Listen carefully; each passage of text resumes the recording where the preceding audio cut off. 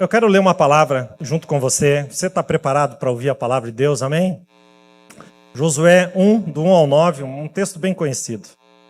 Sucedeu depois da morte de Moisés, servo do Senhor, que o Senhor falou a Josué, filho de Nun, servo de Moisés, dizendo: Moisés, meu servo, é morto. Levanta-te, pois, agora, passa este Jordão, tu e todo este povo, a terra que eu dou aos filhos de Israel. Todo lugar que pisar a planta do vosso pé, vou-lo tenho dado, como eu disse a Moisés. Desde o deserto do Líbano até o grande rio, o rio Eufrates, toda a terra dos heteus e até o grande mar para o poente do sol, será o vosso termo. Ninguém te poderá resistir todos os dias da tua vida, como fui com Moisés, assim serei contigo. Não te deixarei, nem te desampararei. Esforça-te, tem bom ânimo, porque tu farás a este povo herdar a terra que jurei a seus pais lhe daria. Então somente esforça-te e tem muito bom ânimo, para teres o cuidado de fazer conforme toda a lei que o meu servo Moisés te ordenou. Dela não te desvies, nem para a direita, nem para a esquerda, para que prudentemente te conduzas por onde quer que andares. Não se aparte da tua boca o livro desta lei, antes medita nela dia e noite, para que tenhas cuidado de fazer conforme a tudo quanto nele está escrito. Porque então farás prosperar o teu caminho e serás bem-sucedido. Não te mandei eu? Esforça-te, tem bom ânimo, não temas nem te espantes, porque o Senhor teu Deus é contigo por onde quer que andares. Amém.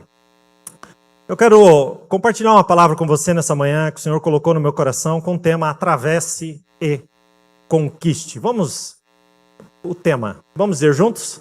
Atravesse e conquiste. Dá para você dizer isso para alguém que está perto de você? Atravesse e conquiste.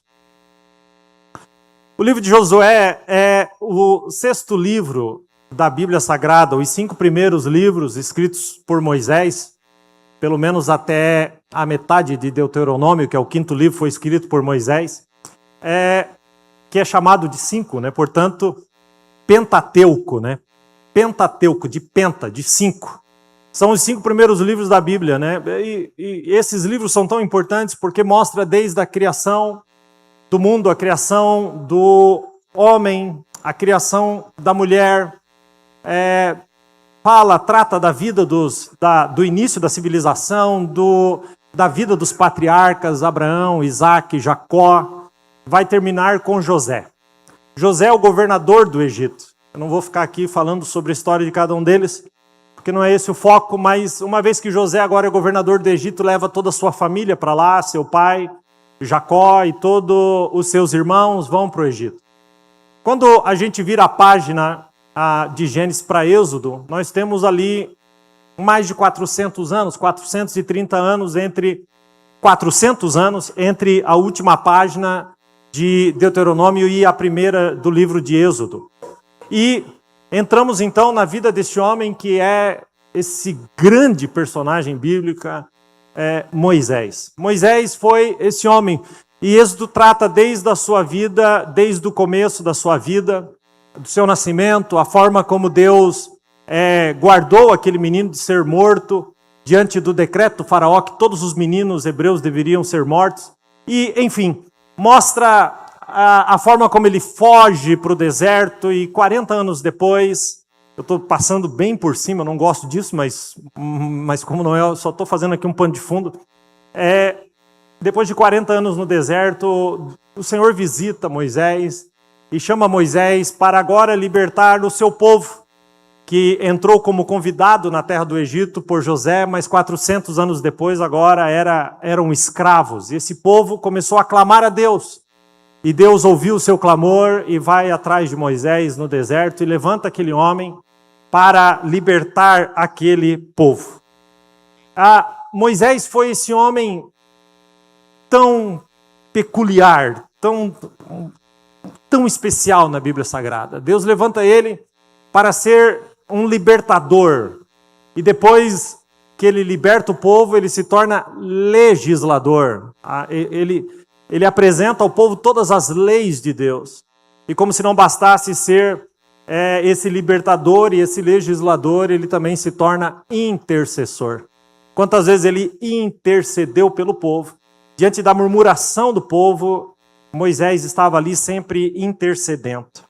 Mas Moisés tira esse povo que estava nesse lugar há mais de 400 anos. A Bíblia menciona 600 homens foram libertos do Egito, o que nos dá aí uma conta bem conservadora, em torno de 2 milhões de pessoas, entre mulheres, crianças e homens, saíram da terra do Egito, atravessam o Mar Vermelho, através daquela forma milagrosa, Deus abrindo o mar, e agora eles estão no deserto e eles passam 40 anos no deserto.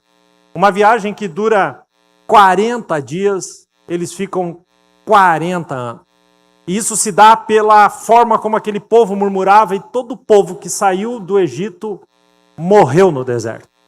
Os que entraram na terra prometida foram os filhos que nasceram, e daquela primeira geração, somente 2 restaram, que foi Caleb e Josué.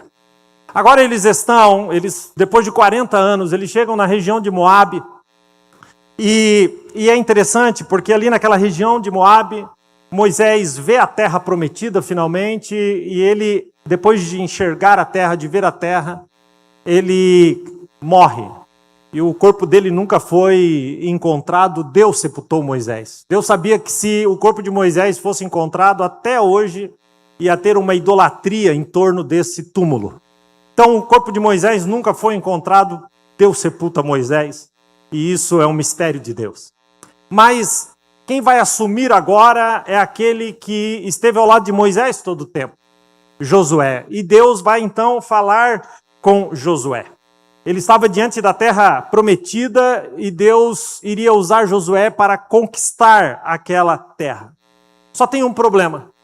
A terra está lá, eles estão diante dela, mas entre a promessa e eles está o Rio Jordão. O Rio Jordão, na época da cheia, se torna um rio extremamente perigoso. Ninguém se arrisca a nem chegar perto das ribanceiras desse rio, muito menos atravessá-lo. E agora eles estão ali. E Deus dá uma ordem, que eles avancem. Mas avançar como? Se tem um rio que está na época da cheia, as águas transbordando pelas ribanceiras, correnteza terrível, como atravessar? Como acreditar naquilo que Deus está dizendo? Porque é interessante, porque Deus está dizendo, a terra está aí, o tempo da conquista não é quando o rio acalmar, o tempo da conquista é agora, atravesse o rio. E é interessante porque quando a gente olha para isso, a gente vê que entre a promessa e a realidade existia uma crise. A crise era o tal do Rio Jordão com as suas correntezas mortais. E Deus diz para eles, avancem, avancem.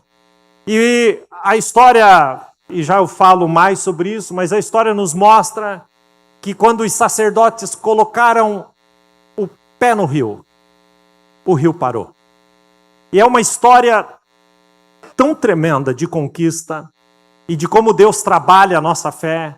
E por isso eu gostaria de, nessa manhã, compartilhar algumas ferramentas que não são humanas, mas que vêm diretamente das mãos de Deus, para que a gente conquiste aquilo que Deus já nos prometeu. Nós temos tantas promessas, tantas promessas. Todas as promessas da palavra de Deus, nós temos acesso a elas pela fé. Mas a verdade é que muitos de nós até temos os olhos na promessa, sonhamos com esse dia, mas não conquistamos. E a vida passa, e as pessoas não conquistam, porque não conseguem tirar os olhos daquilo que está perto. Não conseguem tirar os olhos, às vezes, de uma realidade difícil e colocar os olhos na promessa de Deus. Essa manhã eu gostaria de extrair desse texto bíblico algumas ferramentas tremendas. Eu quero falar sobre o chamado aqui de Josué e tirar algumas lições, e também desse momento crucial na vida de Josué, que foi a travessia do Rio Jordão e o povo acessando a terra. O primeiro conselho que eu quero te dar nessa manhã, você que deseja conquistar, você que deseja romper, e assim, eu não posso perguntar aqui quem gostaria de conquistar, de romper, de vencer, e pedir para você levantar a mão, porque todos nós fomos criados para vencer. nós somos mais do que vencedores em Cristo Jesus. Então, a menos que você esteja cauterizando isso em você, abafando isso em você, existe dentro de você uma faísca de Deus, algo que te leva à conquista, algo que te leva a continuar avançando. E cada um de nós tem isso dentro de nós. Mas o que acontece é que muitas vezes nos acovardamos diante das realidades que aparecem na nossa frente. E ao invés de vencê-las e avançar, nós paramos e desanimamos. Mas quando eu olho aqui para o texto que eu li e para uns outros versículos que eu quero trazer, eu descubro algumas coisas. A primeira delas é: tire os olhos da crise e coloque os teus olhos em Deus. Observe o texto. Deus está dizendo assim: Moisés, meu servo, é morto.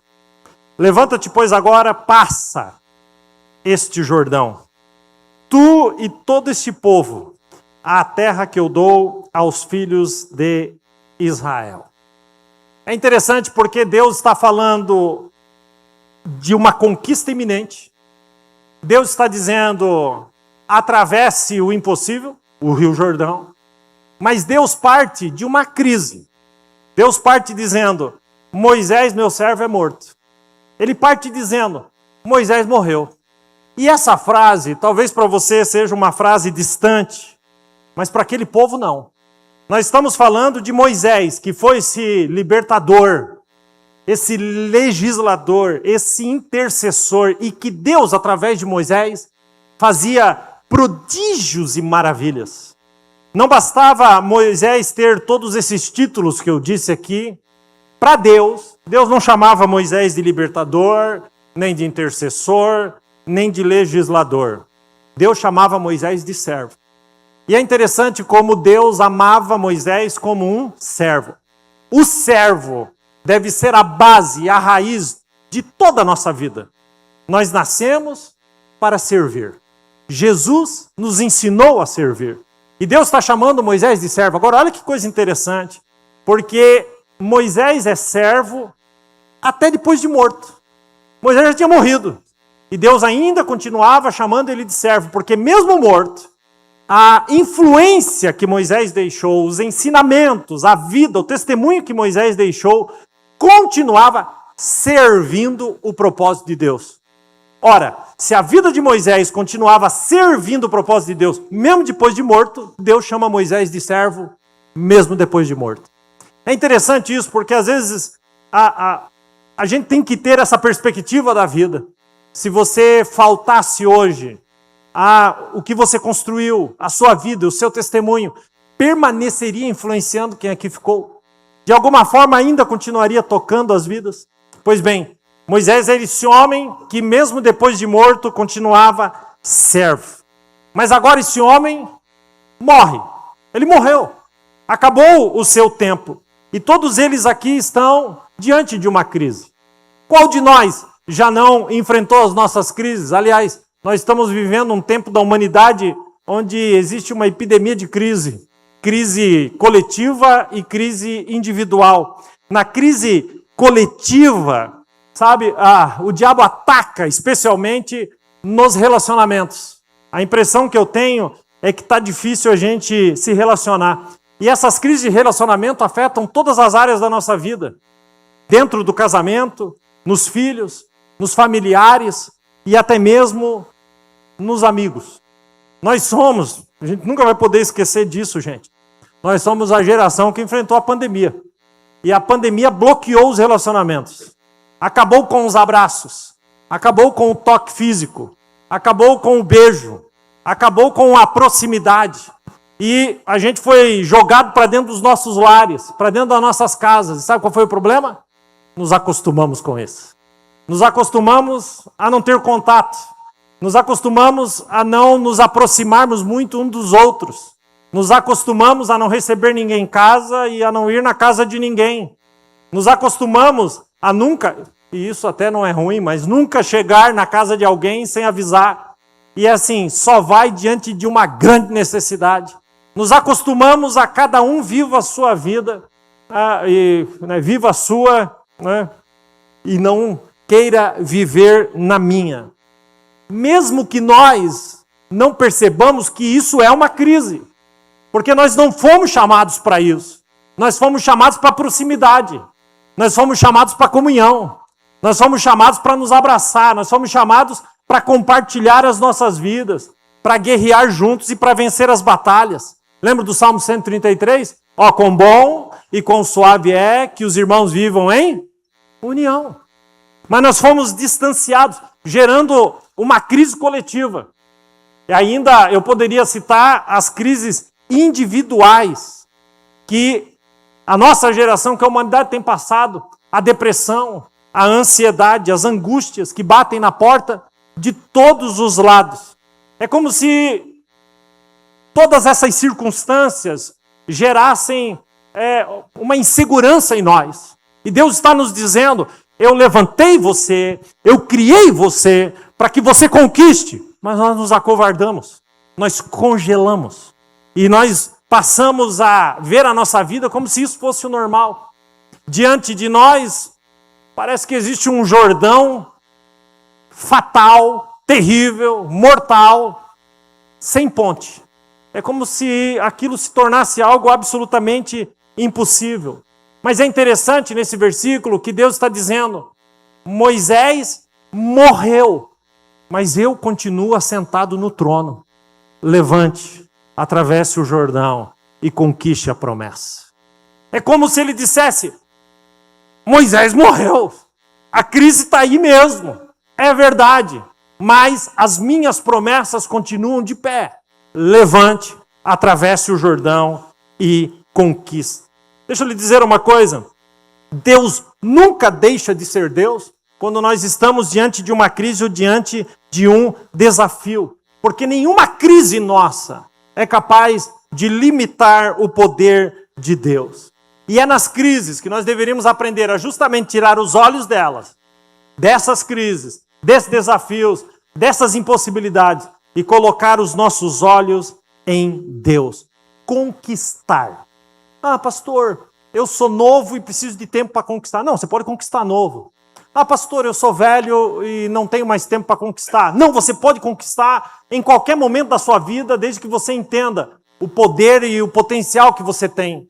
Quando você ouve falar de Alexandre o Grande, eu quero lhe dizer que ele conquistou o mundo, né, pelo Império Grego. O Império Grego foi levantado e as conquistas de Alexandre o Grande, que nós estamos acostumados a ver em filmes e em livros, ele fez isso aos 22 anos de idade. 22 anos de idade. Quando a gente ouve as sinfonias de Mozart, eu preciso lhe dizer que com 17 anos ele já tocava na corte, foi um dos maiores compositores de música que esse mundo já existiu.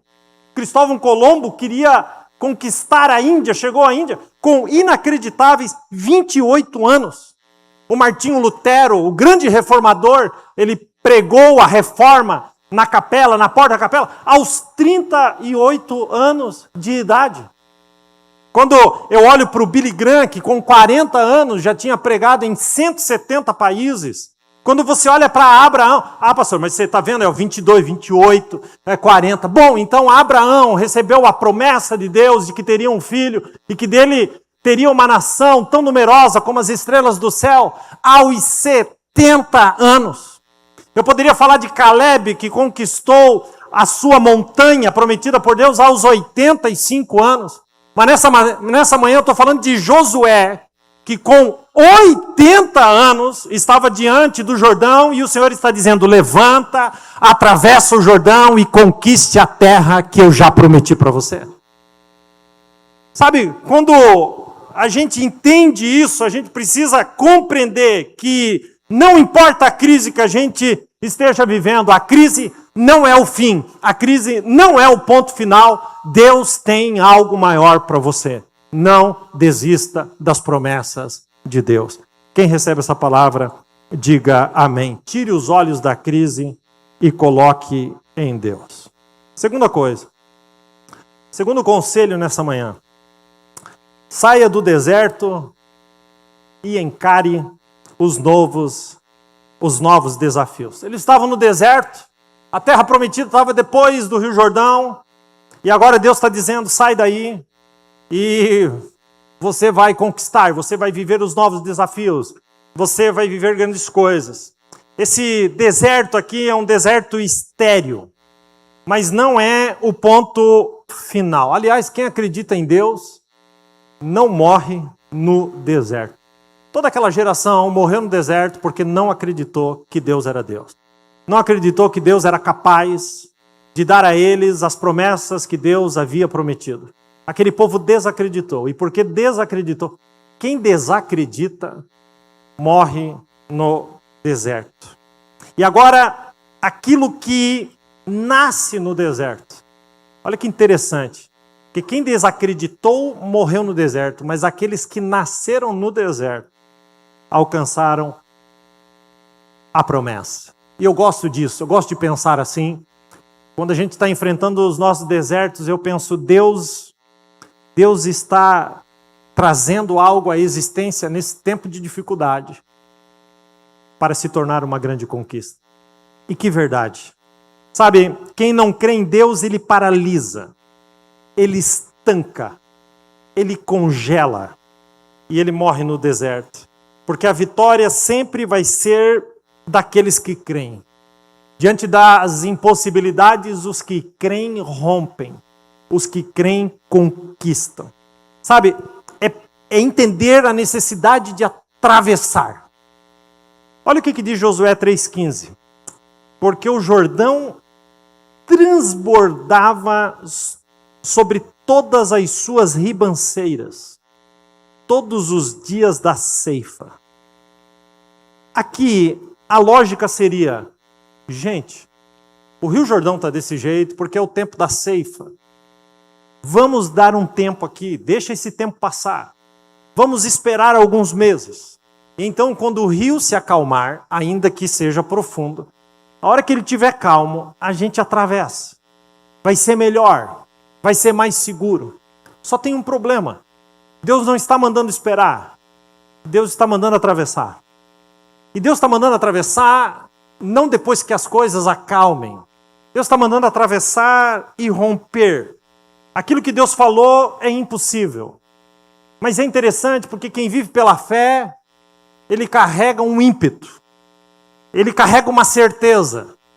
E a certeza é não de que ele vai sair por aí fazendo loucura, mas ele tem a certeza de que se Deus falou, ele pode fazer. Quando tem uma direção de Deus, você tem que seguir. Há um texto que Salomão escreveu em Eclesiastes 11:4, que ele diz assim: quem observa o vento, o que está escrito? Nunca semeará. O que olha para as nuvens nunca cegará. Assim como tu não sabes qual o caminho do vento, nem como se formam os ossos no ventre da mulher grávida, assim também não sabe as obras de Deus, que faz todas as coisas. Salomão está dizendo, se você ficar parado observando o vento, você nunca vai semear. Se você ficar parado, olhando para as nuvens, você nunca vai colher. Ah, porque talvez chova, talvez isso, talvez aquilo, e tal. Sempre com um olhar vitimista da circunstância. Mas Salomão está dizendo que assim como a gente não sabe o caminho do vento, assim como a gente não sabe como os ossos se criam no ventre da mãe, ele está dizendo, assim você também não sabe como são as obras de Deus e como Ele faz as coisas. E é verdade. A gente não sabe mesmo. Sabe, às vezes eu olho para momentos da vida que passei e eu me via naquele lugar e eu dizia, gente, eu não estou entendendo absolutamente nada. E nos momentos das crises a gente tenta se justificar. Ah, Senhor, por que eu estou passando isso? Porque, olha, Senhor, olha o que eu faço. Será que eu sou tão ruim assim? Como se aquilo fosse uma penalidade. Mas o que estava diante deles, um Jordão que eles não conseguiam compreender, um Jordão mortal, Deus estava dizendo, atravesse, atravesse. E eles poderiam paralisar e dizer, não, Deus ficou doido. Como é que nós vamos atravessar? Não tem ponte, não tem colete, não tem salva-vida, não tem barco, não tem bote, não tem navio. Como que a gente vai fazer isso? Mas era Deus que estava mandando. Sabe, quantas vezes a gente olha para as crises e diz, não tem como atravessar. Não tem como romper o impossível. Não tem como continuar diante das dores da vida. Diante das notícias que a gente recebe. Que vem uma atrás da outra, às vezes uma pior que a outra.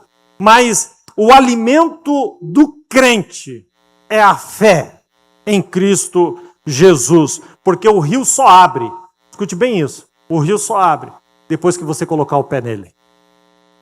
O rio só abre depois que você colocar o pé nele. Se a gente depender somente daquilo que o homem pode fazer, a gente vai ficar completamente limitado às possibilidades humanas. Mas Deus tem uma palavra diferente. E eu vou dizer uma coisa, eu não estou pregando para as paredes nessa manhã. Há uma palavra de Deus para você. E olhe qual é a palavra de Deus para você. Josué 1, versículo de número 2. Levanta-te, pois, agora, passa esse Jordão, tu e todo este povo, a terra que eu dou aos filhos de Israel. Porque quando Deus manda, Deus dá o recurso para avançar. Quando Moisés morreu, parecia que tudo tinha acabado. Mas Deus está dizendo, levanta-te, não acabou ainda. Você já enfrentou alguma coisa na sua vida que paralisou a sua vida? Que parece que você diz, não existe outra coisa além disso? Parece que você está só em torno daquilo? Pois Deus está dizendo, levanta-te agora e passa esse Jordão. Sabe, ali era só o começo. Josué ia passar e ia conquistar cidades fortificadas. Grandes coisas Deus tinha para fazer, desafios para encarar, inimigos para derrubar, uma vida vitoriosa pela frente. Mas Deus está dizendo naquele momento, levanta-te agora. Porque quem aponta o caminho é Deus. E quando Deus aponta o caminho, Ele dá o recurso. Quem faz o milagre é Deus. Quem muda as circunstâncias é Deus. Quem vence o inimigo é Deus. Quem promete é Deus. Deus promete. Qual é o tempo? O tempo é agora. Eu gosto daquela frase que diz assim, a vida não é um ensaio. E não é mesmo. Não dá pra gente ficar ensaiando a vida. A vida você tem que viver. Você tem que encarar. Você tem que se levantar. E você tem que ir para cima. Porque é para isso que Deus te criou. Quando você recebe essa palavra, diga amém. Deixa eu te dar um terceiro conselho. Deus abre o Jordão. Mas você precisa colocar o pé na água. Eu vou ler até a primeira vírgula e você termina a frase. 1, 2, 3. Deus abre o Jordão. Faz assim, levante sua mão. Aponte para o céu. Aponte para quem está perto de você. É você que tem que colocar o pé na água. Alguém disse, pastor, eu quero passar no vestibular. E eu dei um conselho pastoral. Estude.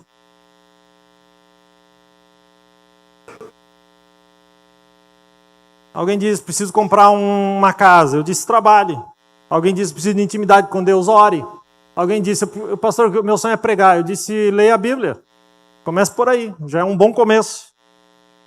Se você quer colher, plante. Se você quer resultado, invista. Se quer atravessar o Jordão, molhe o pé na água, que Deus faz o Jordão parar. Molhe o pé na água. Sabe, é quando você sai das ilusões vitimistas a respeito da vida. Nesse caminho do deserto para a terra que emana leite e mel, existe um Jordão para se atravessar e é preciso se levantar.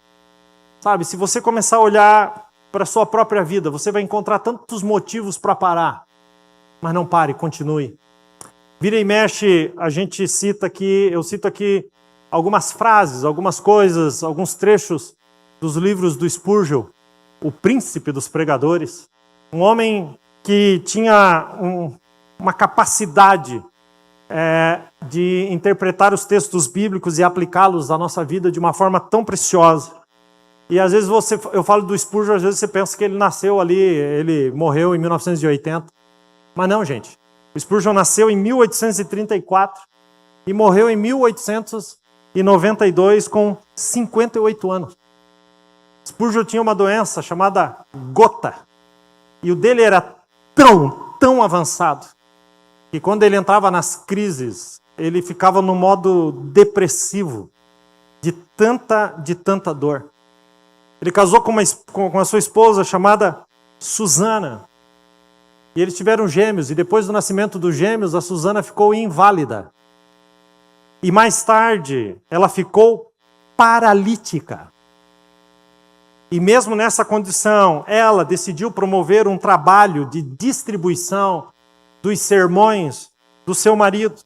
Então, depois das pregações do seu esposo, eles imprimiam as pregações e eles distribuíam para o povo. A vida desse homem não foi fácil. Com 20 anos, ele tinha uma chama dentro dele tão grande que ele decidiu chamar os irmãos, os líderes da igreja. Ele tinha 20 anos. Ele reúne 30 líderes da igreja e ele diz: vamos construir uma igreja para 5.500 pessoas. Isso é tão surreal que é como alguém dissesse: vamos construir uma igreja para 150 mil pessoas. Para a época dele. Dos 30 líderes, 23 levantaram e disseram para ele: você não passa de um menino. Você está completamente louco. E deixaram ele. Ficaram 7. E sabe o que ele fez com esses 7? Construiu uma igreja para 5.500 pessoas. E essa igreja nos domingos passava na igreja, ao longo dos cultos que ele ministrava, 12.000 pessoas por domingo. 12.000 pessoas por domingo. O louco se torna visionário. Um homem que impactou o mundo inteiro e que, com certeza, é o servo que continua sendo servo mesmo depois de morto. Porque até hoje seus livros são lidos. Foram impressos 3.653 sermões. 3.653 pregações de Spurgeon foram impressos. Um sermão, o de número 537, que é o sermão com o título A Regeneração. Esse sermão foi feito um livreto e eles vendiam para poder custear o custo das próprias impressões. Só esse folheto, em 1800 e lá vai pedrada, vendeu 300.000 cópias. A forma como ele influenciou em 1892, as suas pregações já estavam traduzidas em 9 línguas.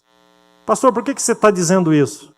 Porque falta de recurso, porque falta de saúde, porque incompreensão dos outros não pode ser impedimento para você atravessar o seu Jordão. Não pode. Não pode. Sabe, é molhar o pé. Nós molhamos o pé e Deus fará o milagre.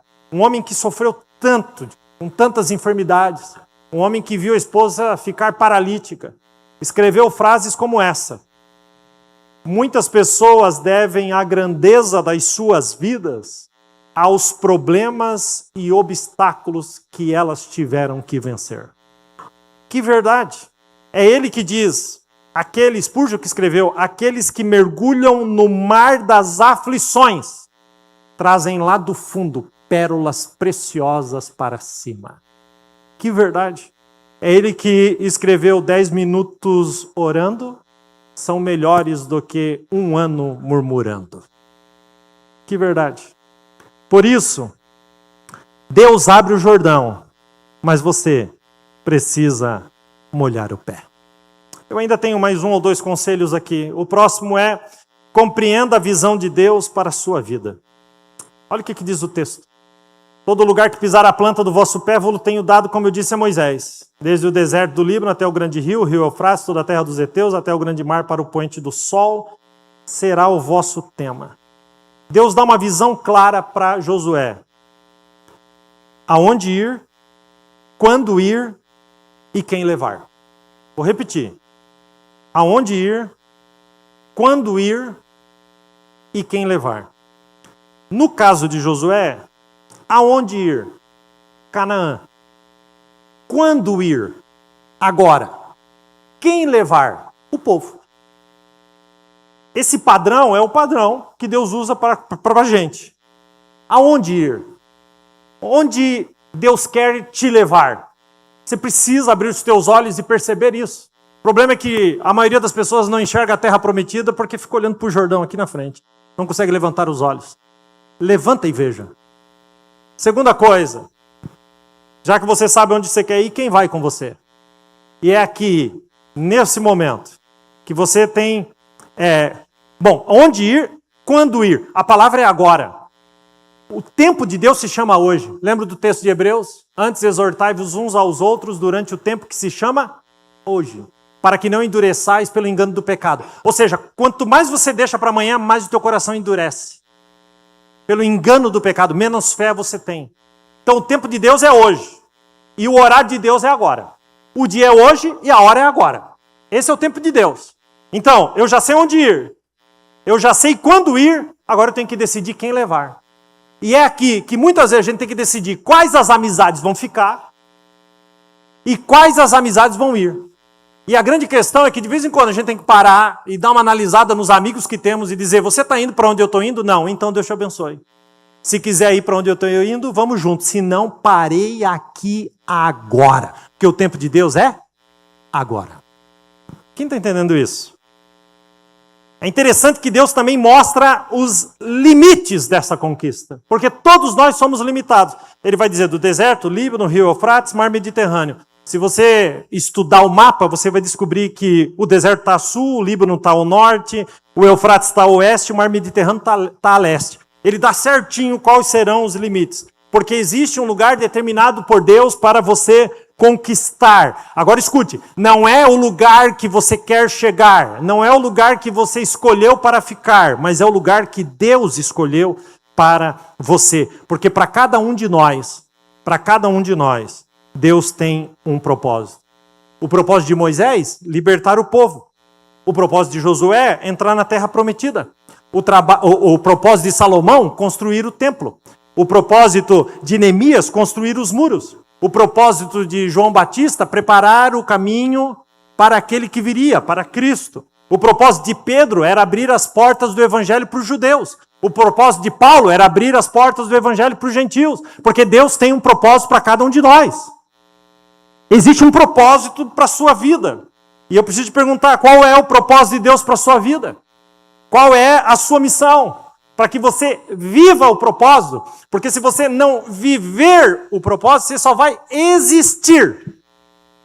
Aí, esse povo que só existe, odeia segunda-feira. Ó céus, ó vida. Lembra daquele desenho animado?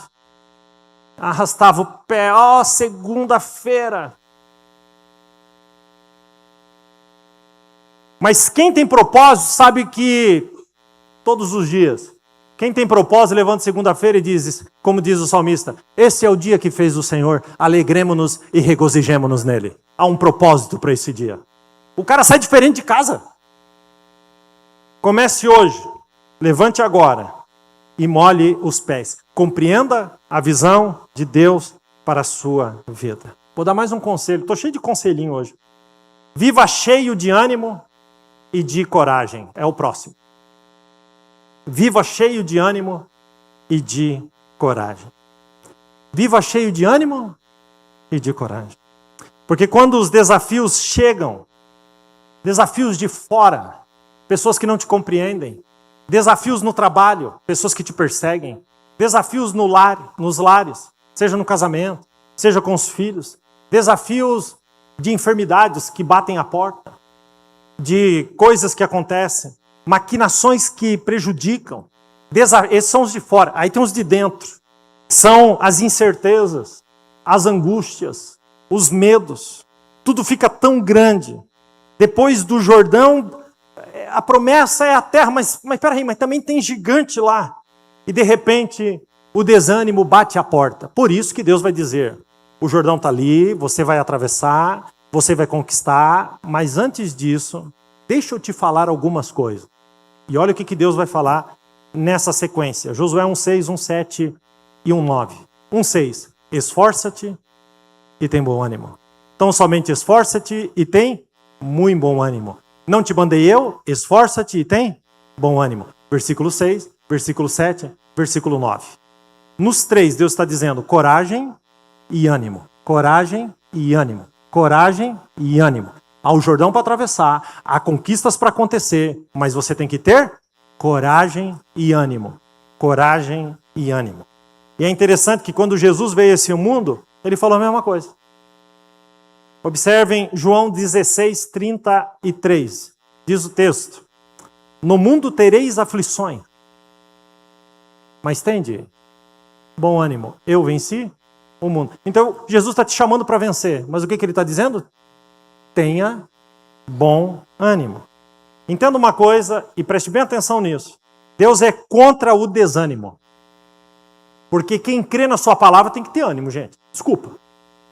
Quem crê na sua palavra tem que ter ânimo. Você pode ter visão. Mas se você não tiver coragem, você não sai do lugar. Aí tem gente que passa a vida toda. Mas sabe, eu queria. O verbo está sempre no passado. Eu gostaria. Você pode ter essa visão, mas se você não tiver coragem, você não sai do lugar. Você precisa ter fé. E a coragem é a filha da fé. Quem tem coragem, o desânimo não impede de conquistar aquilo que Deus prometeu. Eu sou pastor de igreja, e a igreja nunca avançou por causa de dinheiro. A igreja avança. O combustível da igreja é a fé, gente. É a fé. Quando temos fé, todo o demais é acrescentado. O combustível da igreja é a fé. E a fé é a filha da coragem. Tenha coragem. É assim que deve ser na sua casa, no seu casamento, no seu trabalho. Se você crer e tiver coragem, você é imparável. Imparável.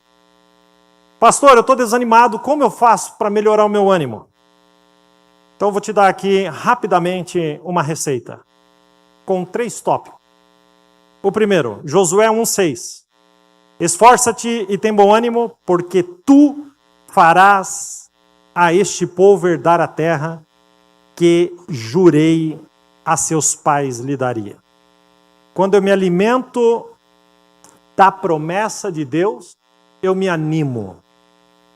Deus está dizendo, é você que vai herdar esta terra. Há uma promessa de Deus. Então, quando eu me alimento dessa promessa, eu me animo. Se você creu que aquilo que Deus prometeu é verdadeiro, se você crê que Deus é confiável, se você crê que a palavra de Deus não vai falhar, tenha ânimo. Segunda coisa, Josué 1,7.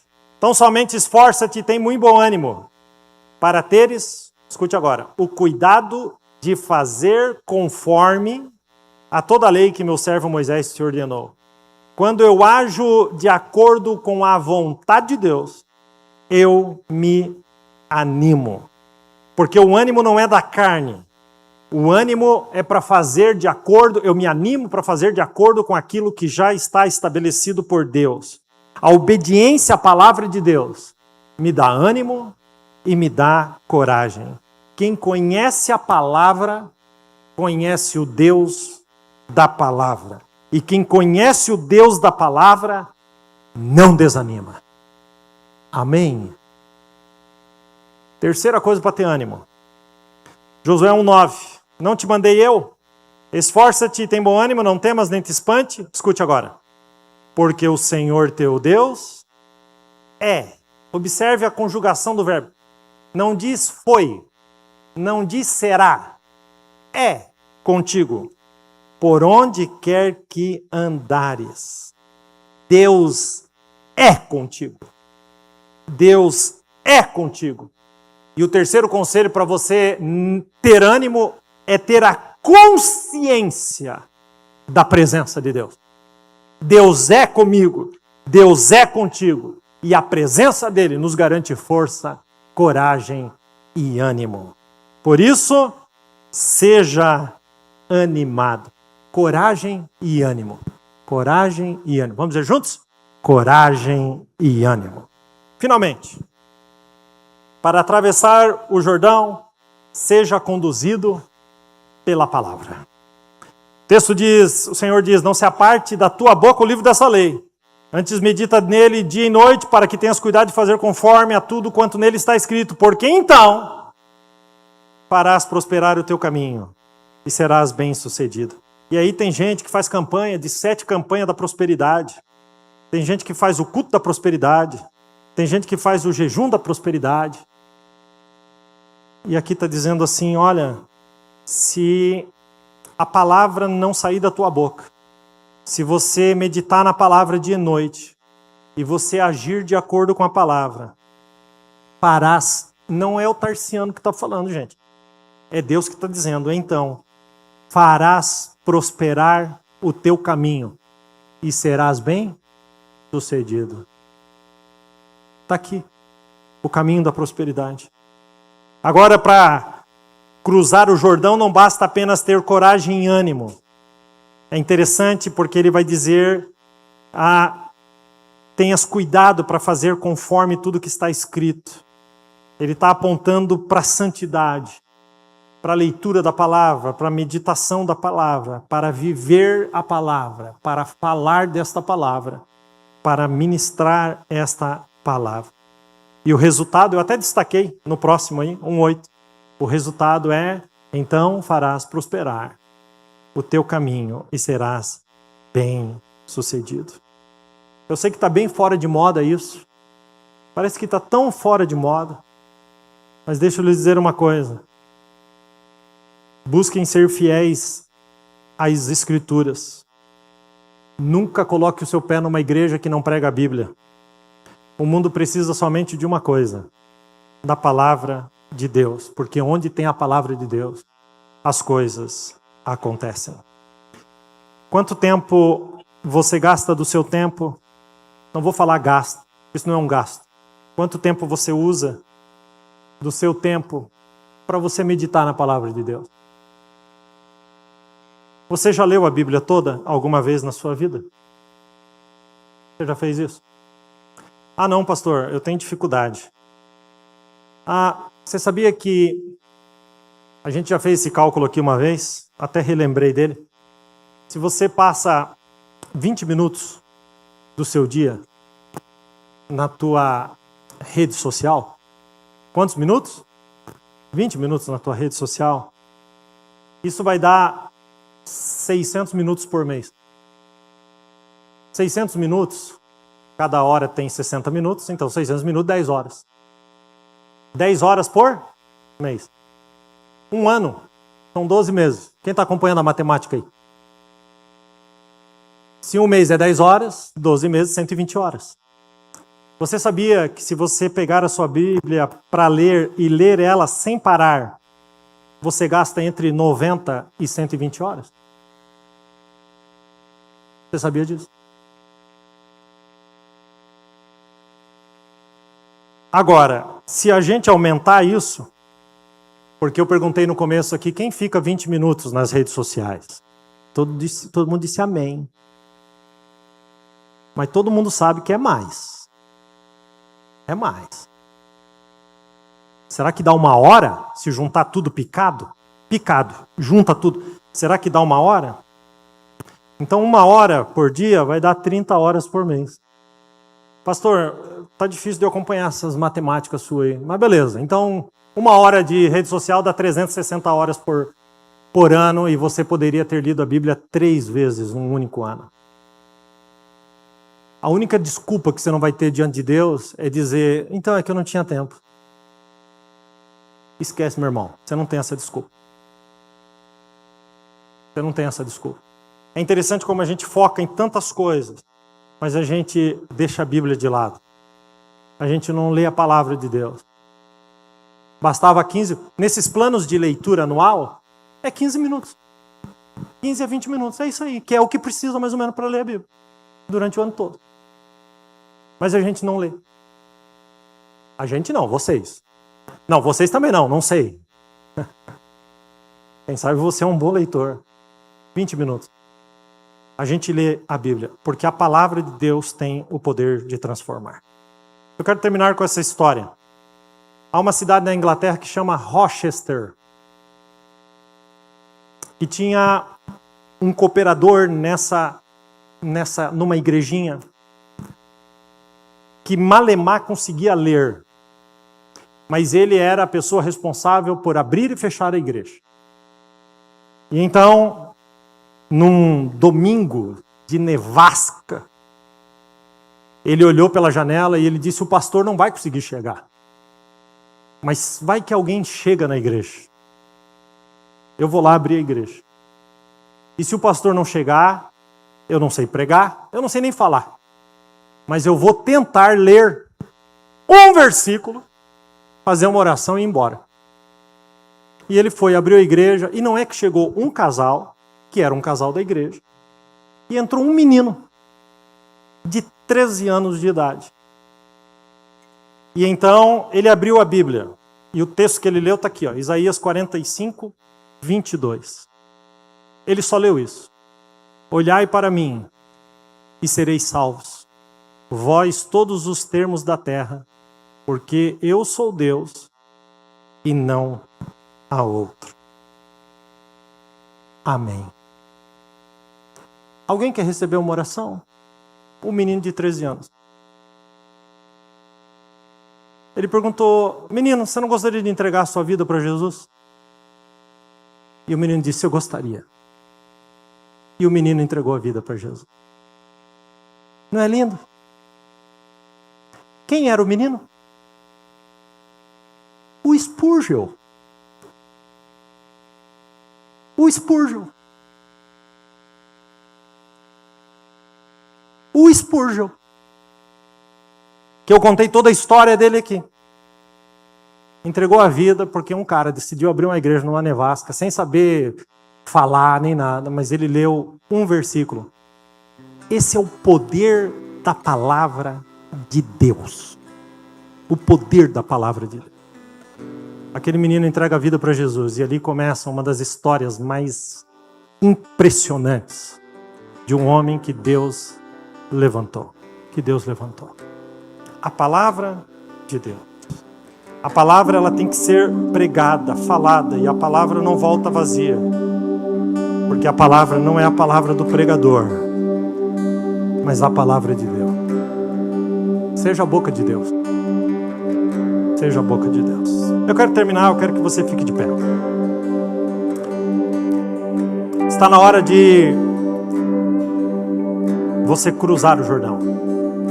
Com obediência, com fé, com coragem e com ânimo. Vamos ler o desfecho da história? Josué 3,15. Vamos ver como termina. E quando os que levavam a arca chegaram no Jordão, e os seus pés se molharam na beira das águas, porque o Jordão transbordava sobre todas as suas ribanceiras todos os dias da ceifa, pararam-se as águas que vinham de cima e levantaram-se num montão. Quando ele toca o pé no rio, quando eles tocam o pé no rio, levanta-se um muro, a água para e começa a subir, num grande montão, e todo o povo passa a pé enxuto, porque o Senhor disse: levanta-te agora e atravesse, porque eu sou contigo. Eu sou contigo. E aquele povo atravessou, e as águas pararam. Parou. E a continuação desse versículo que eu não coloquei ali diz assim: então o povo atravessou o rio. Preste bem atenção agora. O povo atravessou o rio em frente a Jericó. O rio estava ficando para trás, e agora eles estavam de frente de Jericó. E vocês sabem a história de Jericó. Eles rodearam, e as muralhas vieram abaixo, e eles entraram conquistando tudo que Deus prometeu. Levanta-te agora e atravessa. Está na hora de você sacudir a poeira. Está na hora de você levantar a cabeça. Está na hora de você tomar algumas decisões, porque Deus te fez para vencer. Deus te chamou para conquistar. Para isso, deixa eu relembrar aqui com você. Para isso, tire os olhos da crise e coloque em Deus. Saia do deserto, encare os novos desafios. Deus abre o Jordão, mas você precisa colocar o pé. Compreenda a visão de Deus para a sua vida, viva cheio de ânimo e coragem. e para atravessar o Jordão, seja conduzido pela sua palavra. Atravesse e conquiste. Vamos dizer juntos? Atravesse e conquiste.